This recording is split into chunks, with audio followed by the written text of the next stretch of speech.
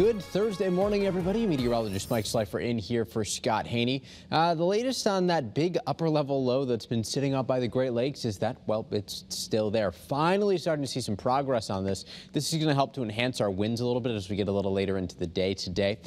No snow showers for us, but there are still some snow showers to our west associated with that storm system. We finally have seen some clearing, though, and we've been solidly in what we call the dry slot of this, with precip off to our west, precip to our east, but we've enjoyed, honestly, pretty quiet conditions. There was a little more cloud cover yesterday afternoon than I expected, but still it was a pretty nice day, all things considered, if not a little cool at times, especially once the wind gusts started to pick up. Currently, wind speeds between about 5 and 10 miles an hour, enough to keep things more mixed today, so not really dealing with fog.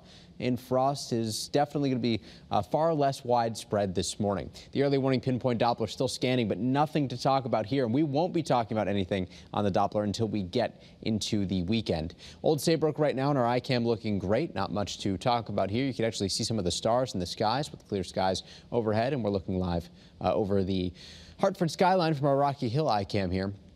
Certainly a much different scene than what we saw earlier in the week with fog, rain, and yesterday morning with frost. Currently temperatures down to about 37 in Salisbury, 32 in Willimantic, 34 in Meriden, but we're at 40 in Norwich, Windsor Locks, 42 in Danbury this morning, 41 in Chester. So not really a surprise to see that we are not the only ones who have warmed up a little bit now that we're starting to deal with a bit more wind. The chilly spots regionally are actually in Cleveland and Pittsburgh at 35, Portland, Maine at 38, but still otherwise looking great. High temperatures today, very similar to yesterday, maybe a degree or two warmer, and then tonight we drop things back down into the 30s across the region with clear skies overhead. I really think we're going to see almost full sunshine throughout basically the entire day today. Not much to talk about here on Futurecast. I swear this is animated. There we go. There's a little bit of cloud cover that builds in overnight tonight, but in general, things are still looking partly to mostly clear for the rest of the night and into the day tomorrow, too. So that sunshine lasts through the weekend, the start of the weekend, but by the time we get into Sunday,